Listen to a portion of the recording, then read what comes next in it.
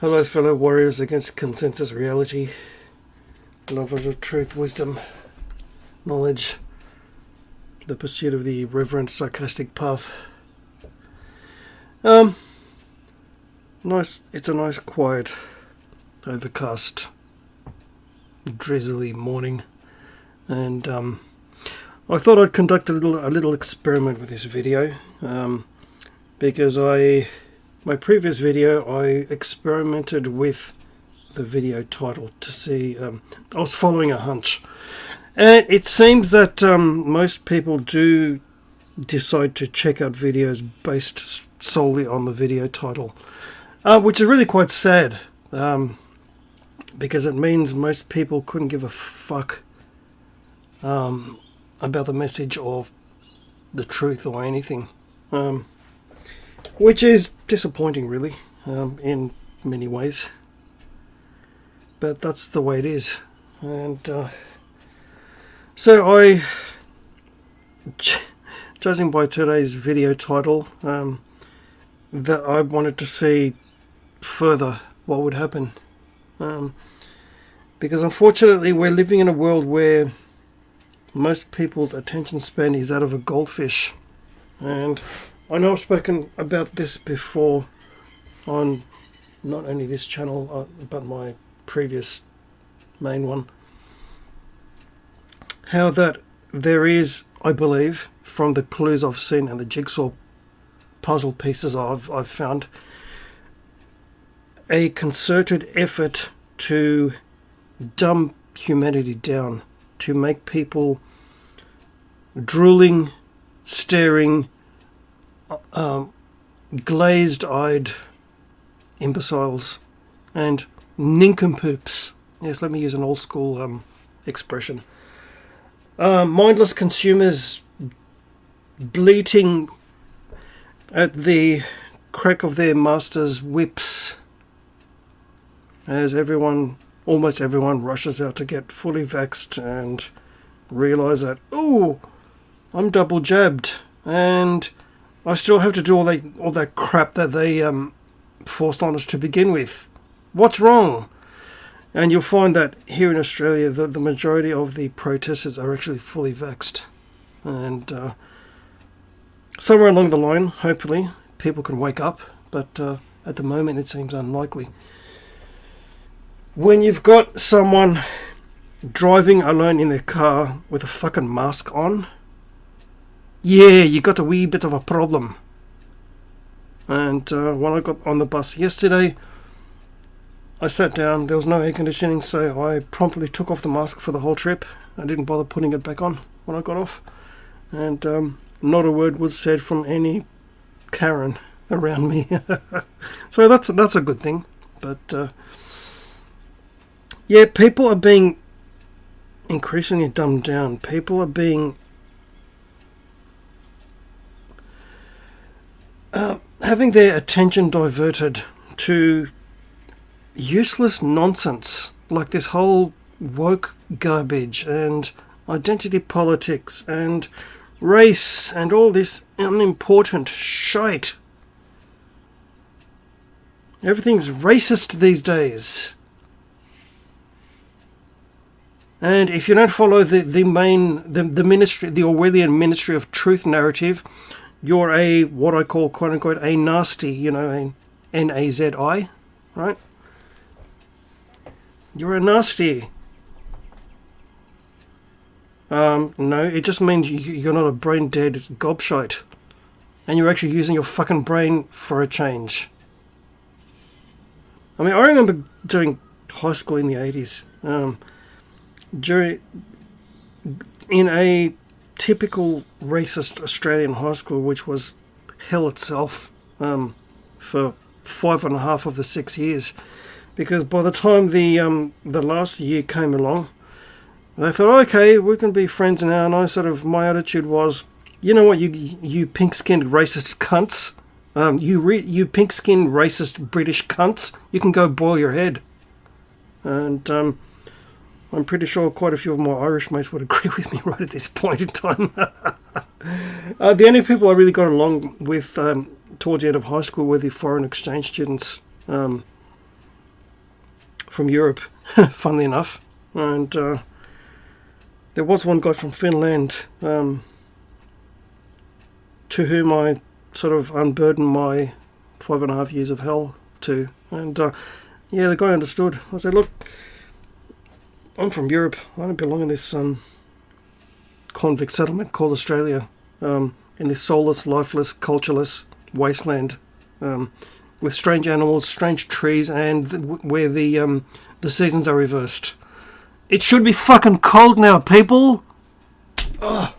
Even though I've been here from a very young child, I will never get used to summer being now, right?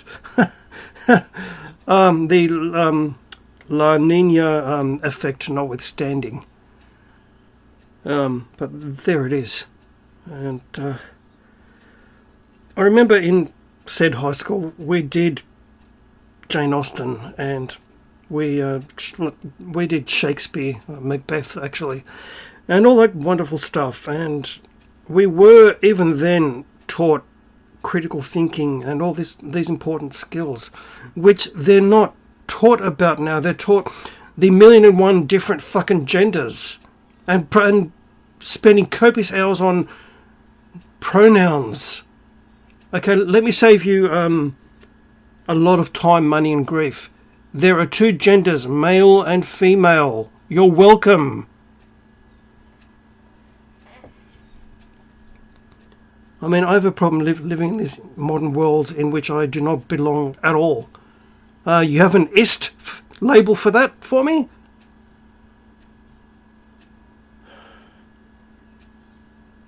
Where the era I belong in is well over 1,000 years ago. And the other part of it is over 2,000 years ago. And the only places I feel like I can be home is when I'm playing Assassin's Creed Valhalla and Odyssey. Right? Yes, I must admit I do enjoy killing those annoying little Athenians. But hey,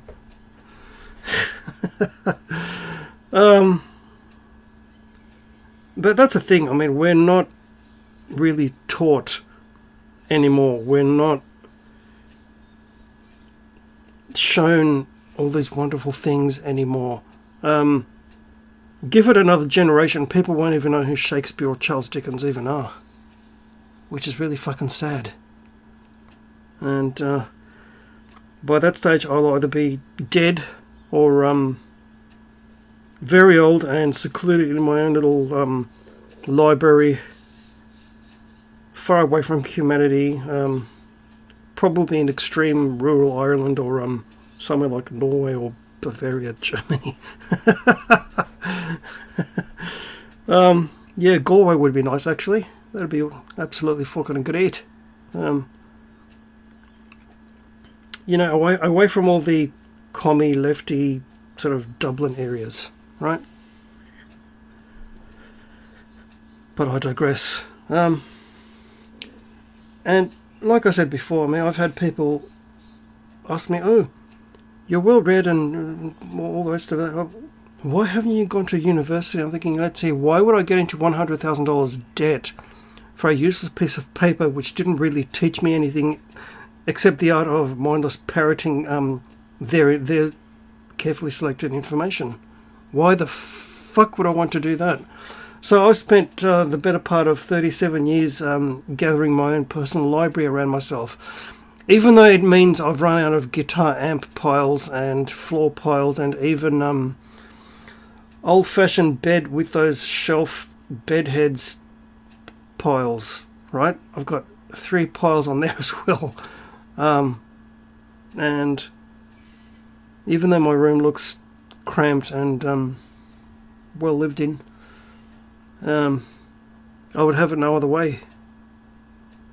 Every single book I bought, every single dollar I've spent is well spent, because I've got some real classic books in my collection. I was sorting through some of my piles in the hall closet, and yeah, I've got some really good books, which I will look forward to reading again and again, thereby enjoying the art of self-education.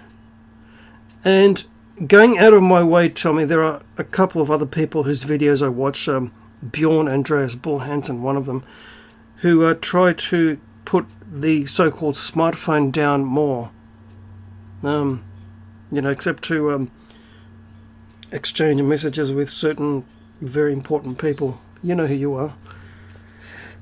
And just to sit down and enjoy my coffee and fully immerse myself in my book.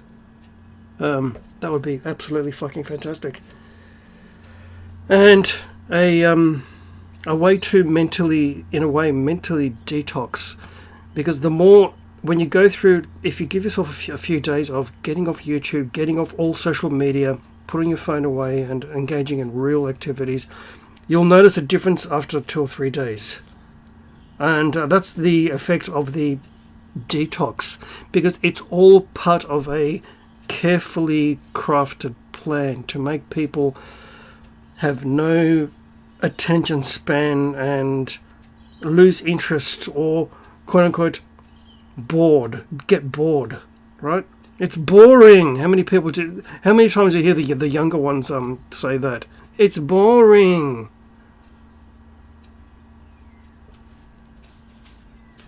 So yeah, we're all being lied to and used, people. It's up to us to wake the fuck up and get off our lazy backsides and actually fucking do something.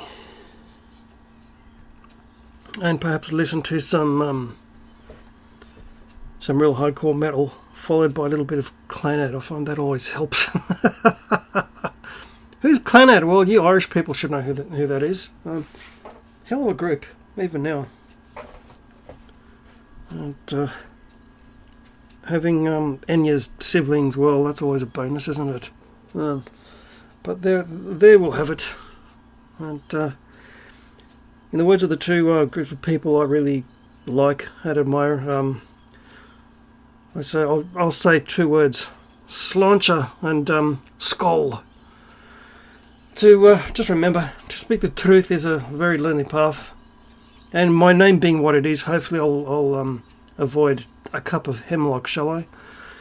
The sarcastic, philosophical lone wolf on guitar. Out.